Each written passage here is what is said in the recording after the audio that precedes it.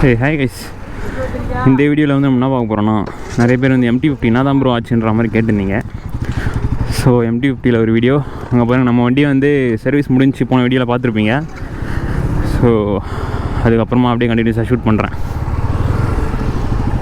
போலாமா? 10 அடி.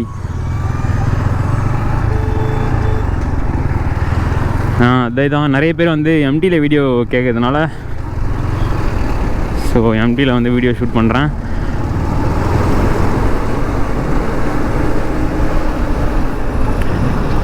Last video வந்து பார்த்துருப்பீங்க. நம்ம NS-21 வந்து சர்வீஸ் பண்ணியிருப்போம் ட்ரிப்புக்காக. சர்வீஸ்னால் இன்ஜின் ஆயில் டாப்அப் பண்ணியிருப்போம், செயின் டைட் பண்ணியிருப்போம். ஸோ அந்த வீடியோ பார்க்கணுன்னா செக் பண்ணி பாருங்கள். என்ன ட்ரிப்புன்னு இதெல்லாம் வந்து நான் அடுத்த வீடியோவில் சொல்கிறேன். ஸோ நம்ம சேனலை சப்ஸ்கிரைப் பண்ணலாம், சப்ஸ்கிரைப் பண்ணிட்டு அப்படியே இன்ஸ்டாகிராம்லேயே ஃபாலோ பண்ணிக்கோங்க. அதுதான் வந்து நான் ஸ்டோரி ஏதாச்சும் அப்டேட் எதனா போடுவேன் ஃபஸ்ட்டு. ஸோ அதுக்கப்புறமா தான் யூடியூப்பில் போடுவேன். ஃபஸ்ட்டு வந்து எம்டியில் தான் வந்து போகலான்னு நினச்சோம். ஃபஸ்ட்டு கூட வந்து என்ன வண்டி வருதுன்னா NS-21 தான் வருது. ஸோ நான் வந்து நம்ம அந்த வண்டி கூட வந்து மேட்ச் பண்ணி போக முடியாது எம்டியில். ஏன் சொல்கிறேன்னா, எம்டியில் போக முடியாதுன்னு சொல்ல, இது வந்து சிங்கிளாக போனால் ஒரு மேக்ஸிமம் 135 அவ்வளோ போதுன்னு வச்சுக்கோங்க டாப்பு. இன்ஜின் ஸ்ட்ரெஸ் ஆகாமல் நம்ம எந்த கிலோமீட்டரில் ஸ்பீட் நார்மலாக போகல க்ரூஸ் பண்ணிட்டு அது வந்து ஒரு 110 போகலான்னு நினைக்கிறேன் மேக்ஸிமம் எம்டியில். இதுவே டபுள் ஸ்லோப்பாக போகிறோம் நம்ம ரெண்டு வண்டிலையும். ஸோ டபுள்ஸ் உட்காந்தா 100 தான் போவோம், 100 110 வந்து முக்கி தான் போவோம். ஸோ அதனால் வந்து எம்டியில் போக முடியாது, நம்ம நினச்ச டைமுக்கு வந்து போய் சேர முடியாது. ப்ளஸ் நாங்கள் போகிற வழியிலே வந்து நிறைய இடம்லாம் பார்க்கலான்ற மாதிரி பிளான் போட்டிருக்கோம். அதனால் அது டைம்லாம் வந்து செட் ஆகாது, எம்டியில் போனால் லேட் ஆகிரும். ப்ளஸ் அதே மாதிரி 110K வந்து இன்ஜின் ஃபுல்லாக ஸ்ட்ரெஸ் ஆகிடும், ரொம்ப ஸ்ட்ரெஸ் பண்ணி ஓட்டுற மாதிரி இருக்கும். இது NS-ன்னு வைங்க 200cc. ஸோ ஹில்ஸும் வந்து சீக்கிரமாக அசால்ட்டாக ஏறும். அதே மாதிரி டபுள்ஸ்லேயே சாலிடாக ஒரு 110 அசால்ட்டாக க்ரூஸ் பண்ணலாம். அதனால தான் வந்து எம்டியில் வேணான்னு விட்டாச்சு. இல்லைனா வந்து லாங் போனதே இல்லை எம்டியில் இது வரைக்கும் வண்டி வாங்கி. ஸோ எம்டியில் தான் போயிருப்போம். இல்லைனா பயணமாக இல்லை வண்டியில் வந்து பக்காவாக இருக்குது. இப்போ எல்லாமே பிரேக் மட்டும் தான் பிரச்சனை ஃப்ரண்ட்டில். அது வந்து நம்ம ஃபோர்த் சர்வீஸ் விடும்போது சரி பண்ணிக்கலாம். ஃப்ரண்ட்டில் அந்த வைசர் மாட்டினோன்னு வண்டி லுக்கே வேறு மாதிரி இல்லை டோட்டலாக. ஃபஸ்ட்டு வந்து நார்மலாக இருந்தது, இப்போ வந்து வண்டி கொஞ்சம் மூஞ்சி வேறு மாதிரி ஆனதுனால லைட்டாக ரெகுடாக அந்த மாதிரி இருக்குது. பயங்கரமாக இருக்குது வண்டி. நம்ம ஓட்டும் போது தெரியாது, மற்றவங்க ஓட்டும் போது தான் நம்ம வண்டி எப்படி இருக்குன்னு தெரியும் நல்லா. அண்ட் எம்டியில் வந்து பேட்ரி பிரச்சனை அடிக்கடி வருது. அது என்னன்னு தெரியல, எத்தனை பேருக்கு வந்துச்சுன்னு தெரில. ஃபஸ்ட்டு ஒரு வாட்டி வந்து பேட்ரி வந்து மாற்றிட்டான், வேறு பேட்டரியே வந்து சேஞ்ச் பண்ணிட்டான், ட்ரை ஆகிடுச்சின்னு சொல்லிட்டு வாரண்டியில் கிளைம் பண்ணி.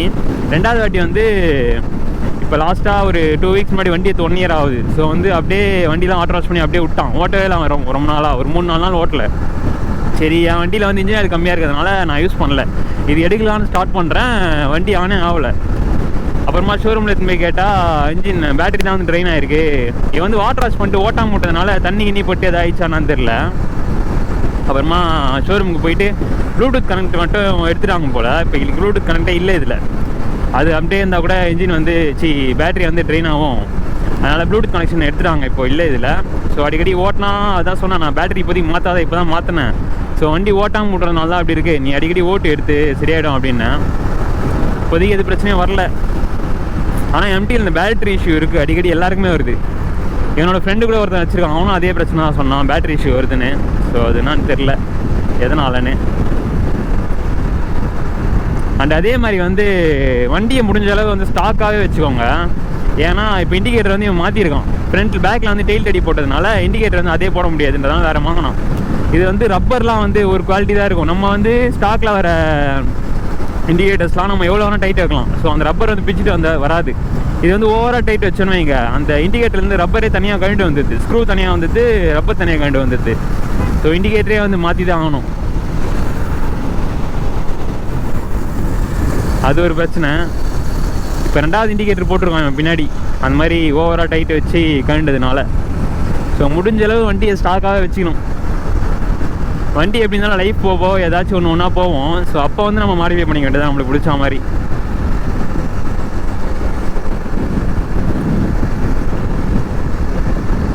இதே வந்து ஓடிச்சு, சர்வீஸ் பண்ணி சர்வீஸ் விடணும்.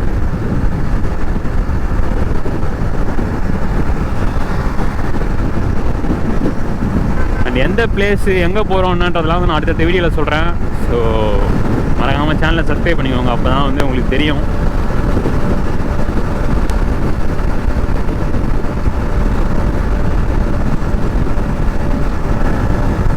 இப்போ என் வண்டிலாம் வந்து 50 கியர்லேயே அசால்ட்டாக போகும் 90லாம். இது பாருங்க 60லேயே வந்து இப்போ இன்ஜின் சவுண்டு என்ன மாதிரி கேட்குது, ஓவராக வந்து ஸ்ட்ரெஸ்ஸாக வர மாதிரி.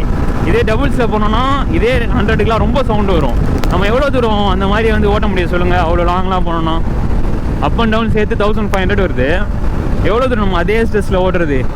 பிரேக் எடுத்து தான் ஓட்டணும், அப்படிலாம் ஓட்டினா. ஸோ அதனால் எம்டி செட் ஆகாது இப்போதைக்கு நாங்கள் போகிறதுக்கு.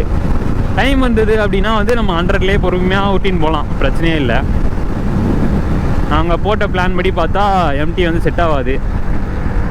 ஸோ அதனால தான் வந்து என்எஸில் போகிறோம். எனக்கும் வந்து என் வண்டியில் போகணுன்னு ஆசை, எல்லா பிளேஸும் கவர் பண்ணோம் அப்படின்னு. ஸோ அதனால் என்எஸ்லேயே போயிடலான்னு பிளான் போட்டாச்சு. வைசரில் வந்து இந்த வைப்ரேஷன் வருது, அதனால் வந்து நான் ஃபுல்லாக கழட்டிட்டு அங்கங்கே வந்து அட்டெல்லாம் வச்சு வைப்ரேஷன் வராத மாதிரி ஃபிக்ஸ் பண்ணிட்டேன். ஸோ இப்போ வந்து பக்காவாக இருக்குது.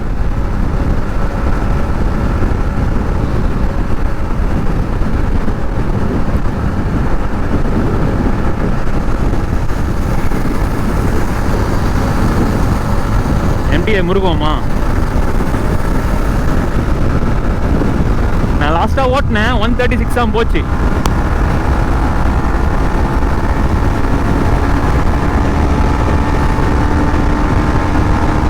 பாருங்க 120 எவ்வளோ முக்கி போகுது. நேரம் நம்ம வண்டியில் 140 போயிட்டு இருக்கோம்.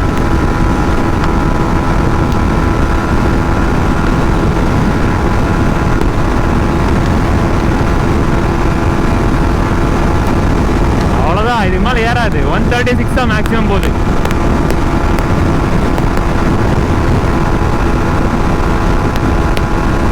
சரிங்க, இந்த டவுன் எவ்வளோ போகுதுன்னு பார்ப்போம்.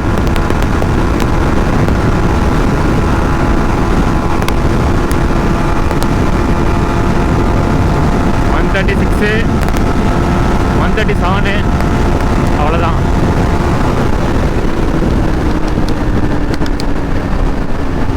அதுவும் நேக்கடுன்றதுனால அவ்வளோதான் போதே. எதிர்காத்து வேறு அடிக்குதா.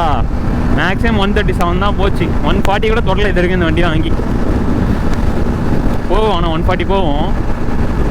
இதே ஸ்போர்ட்ஸ்னால் வந்து அதோட இதுவே வேறு இல்லை. ஸோ அதனால் அசால்ட்டாக போவோம்.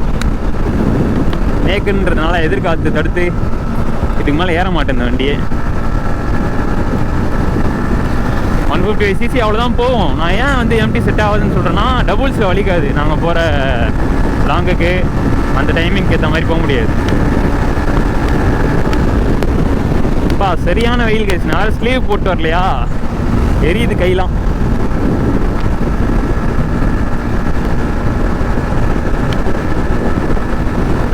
ஒரு மாதமாக வந்து ஓஆர்ஆர் தான் அடிக்கடி வந்துட்டு இருக்கேன் ஈவினிங் டைமில்.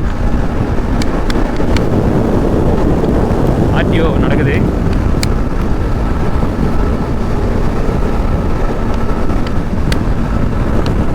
கைஸ் அதே மாதிரி வந்து யாராச்சும் கோப்ரோ வச்சுருந்தா பேட்டரி மட்டும் எனக்கு இருந்தால் சொல்லுங்கள்.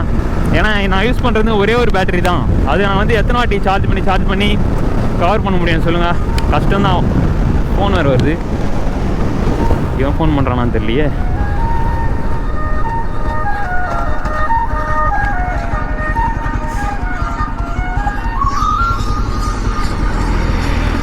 இல்லை ஃப்ரெண்டு.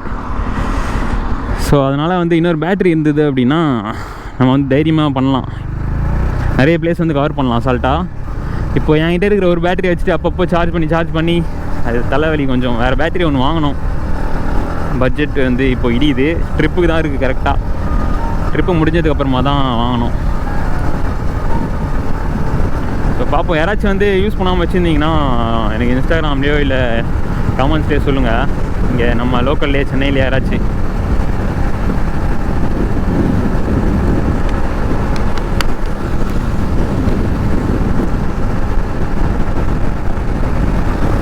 என் வண்டியை விட எம்டியில் வந்து பயங்கரமாக நம்ம கார்னர்லாம் பண்ண முடியுது. ஏன்னா வண்டியே வந்து குட்டியாக இருக்கா. ஸோ ஹேண்ட்லிங் வந்து செம்மையாக இருக்குது. டயரும் வந்து பேக்கில் பெருசுன்னு நினைக்கிறேன் நம்மளை விட. ஸோ செம்மையாக பெண்டு போடலாம். எங்கே வரானா இல்லையா, ஆளே காணோம்.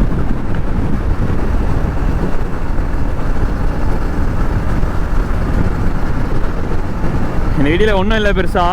ஸோ அந்த ட்ரிப்பு அப்டேட்டு, அதுக்கப்புறமா வந்து எம்டியில் நிறைய பேர் கேட்டிருந்தீங்க. ஸோ அதுக்காக தான் இந்த வீடியோ.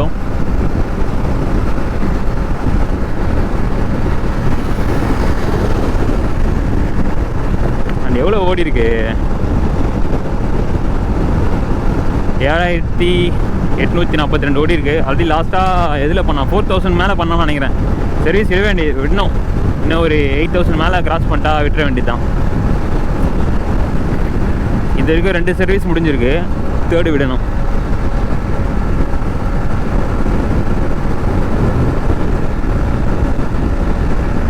யமகாவில் பஜாஜை பொறுத்த வரைக்கும், பஜாஜை கம்பேர் பண்ணும்போது யமகா பரவாயில்ல. எவ்வளோ சர்வீஸ்லாம் எத்தனை வாட்டி எடுத்துகிட்டு போனாலும் பண்ணி கொடுக்குறாங்க. சரியாக பண்ணுறாங்களா பண்ணலையான்றது வந்து 2வது. உடனே வந்து பண்ணி கொடுக்குறாங்க. இந்த மாதிரி சின்ன சின்ன விஷயம் வந்து பேட்டரி இஷ்யூவு, செயின் டைட் பண்ணுறது, இந்த மாதிரி சின்ன சின்னதாக அதுனா உடனே பண்ணி கொடுக்குறாங்க. இதுவே பஜாஜ் போனாலும் வைங்க, லேட் ஆகும். ஆல்ரெடி நிறைய வண்டி இருக்குது, நாளைக்கு எடுத்துகிட்டு வா, விட்டு போன்னு சொல்லுவாங்க. பஜாஜ் ஆனால் சர்வீஸ் சென்டரில் வேஸ்ட்டு தான். இப்போ இந்த கார்னர் பாருங்கள், பயங்கரமாக அடிக்கலாம்.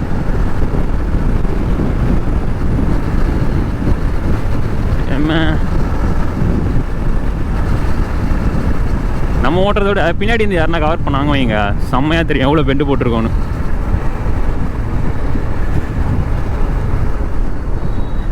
இங்கே வந்து போலீஸ் செக்கிங் இருக்கும், பெரிய வண்டிலாம் பிடிப்பாங்க.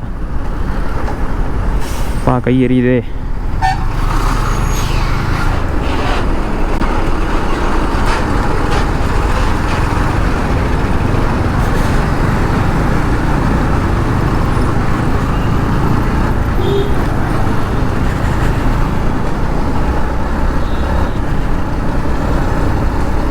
ஸோ அவ்வளோதான், அப்படியே வீட்டுக்கு கிளம்ப வேண்டியது தான்.